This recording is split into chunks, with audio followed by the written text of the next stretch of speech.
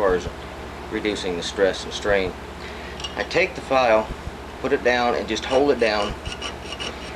Then this is of course just on a cavity this big, and you just file the floor of the cavity. All you're doing is really knocking down the burrs that are there. You don't have to get it extremely smooth or anything else, just as long as you knock down some of the burrs and make it fairly flat and even. Once you do that, I take the file on the side and I just go down the side to kind of even it up and take off the rough edges. If you had a smaller cavity, quite a bit smaller, you'd probably use a reefler, something like this, to where you could work into some tight areas. And then some real small stuff, you could go ahead and use a little reefler like this and just work it into the areas that you need. Once you get the cavity filed to where it's satisfactory, smooth as it can be, knock down most of the rough edges and catch your size and all that, then it's time to go ahead and undercut. Just before I go ahead and undercut, I'd like to take the burrs off the edges of the cavity. You can do that by just bringing the file up. This kind of crisps the top edge up, so you know pretty much where you are, and it gives you a better idea of the edges that you're going to have to undercut. This is the undercutting tool that I use. It's an onglet that I've shaped down. It's got a 60-degree angle on the face with a 15-degree heel. The reason I use an onglet is because I like to take it and put it right against the side like that, and I find that an onglet handles that a lot better than anything else.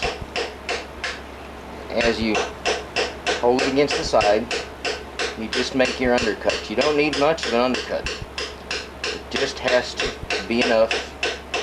Remove some of that metal to give the silver a place to go.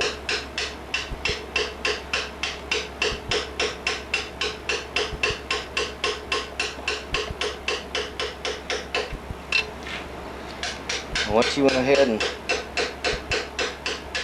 undercut the edges of the cavity,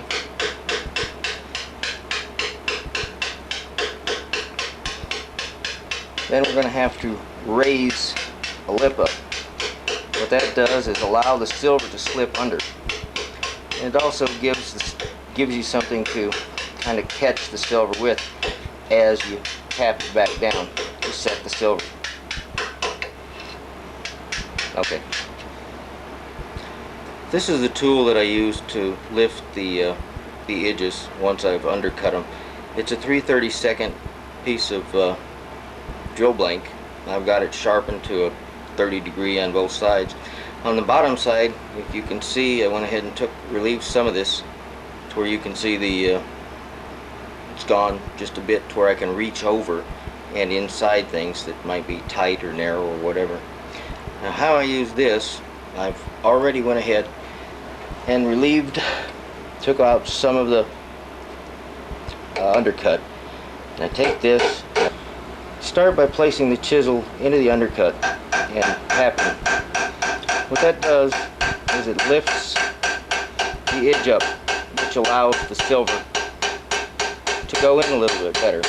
What this also does is if you turn the blade just a bit and tap it as you go along, it creates like a little sawtooth or a rough edge. What that does is it locks the silver in. Sometimes when you get silver in, it has a tendency to move on you, and then it just kind of grows. As you tamp it in, it grows. But if you do that and you keep it this way, just a little bit more of the edge, it puts like little sawtooth in there, and they do have a tendency to grab the silver and not let it move as well. Once you have the edge raised all the way around the cavity, it's undercut now and it's raised. The way I cut my silver to fit is I take a piece of silver, and I use 20 gauge fine silver, and I just put it over the hole. if I get a chance to, and I can do it, I will go ahead and go right inside like that. And I take a hammer, a nice small plastic hammer, just go right around the edge. And as you can see, it raises it up there. That's what raising the edge does. It allows you to follow that and marks your pattern for you.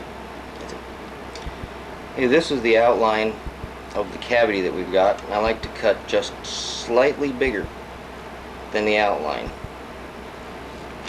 Cut this cavity, cut the silver out.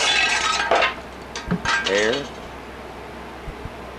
And there. Okay. As you can see, we got our piece of silver cut. It's slightly larger than the cavity. I take a file, smooth file, better, and just barely bevel the edges. Kind of true them up. What this does, it doesn't push a square edge under the undercut. This helps it fit just a little bit better. And I break the corners just a bit, because if they're sharp, they don't seem to fit as well.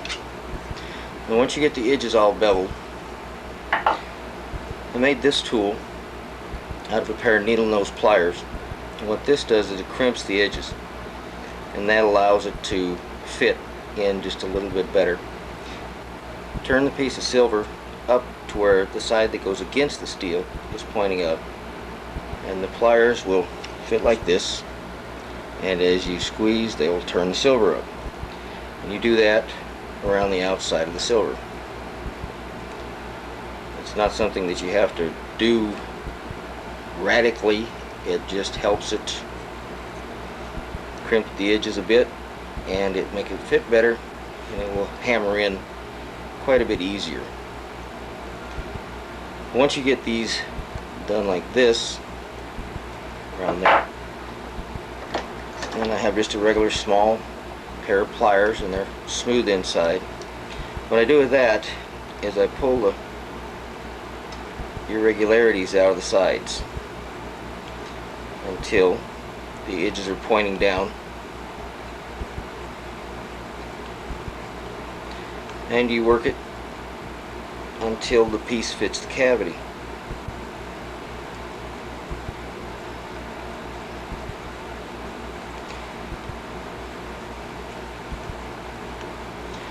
You check it every once in a while, and you can see that you're fitting on the sides, fitting here,